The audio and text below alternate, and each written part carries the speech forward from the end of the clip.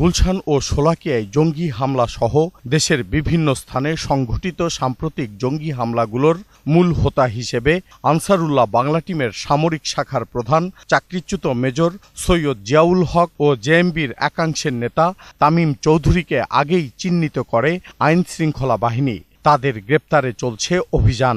তারা ঢাকাতেই কোথাও আছে, এটি আমরা আপ্রাণ চেষ্টা করছি। বৃহস্পতিবার রাতে রাজধানীর দারুস-সালাম এলাকা থেকে নিষিদ্ধ জেএমবির আত্মঘাতী দলের সদস্যদের গ্রেপ্তারের পর ডিএমপির মিডিয়া সেন্টারে সংবাদ ব্রিফিংয়ে সাম্প্রতিক জঙ্গি হামলার সাথে জড়িত আরও এক মাস্টার মাইন্ডের বিষয়েও তথ্য মেলার দাবি করা হয়। তার সাংগঠনিক নাম হলো মারজান। তার একটি ছবি আমরা পেয়েছি, তো সেই ছবির সূত্র ধরে তাকে আমরা খুঁজে বের করার চেষ্টা করছি। সে সম্ভবত ঢাকা শহরেই কোথাও থাকতে পারে। গ্রেপ্তার জঙ্গিরা রাজধানীতে বড় ধরনের নাশকতার পরিকল্পনা করছিল বলেও দাবি করেন তিনি।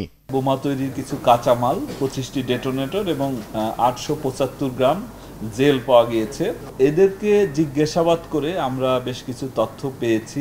কল্যাণপুর এবং গুলশানের যে দুটো মামলা, সেই মামলা সম্পর্কেও কিছু ইনফরমেশন আমরা পেয়েছি, যেগুলো যাচাই বাছাই চলছে। দীপু সারওয়ার, 21 টেলিভিশন, ঢাকা।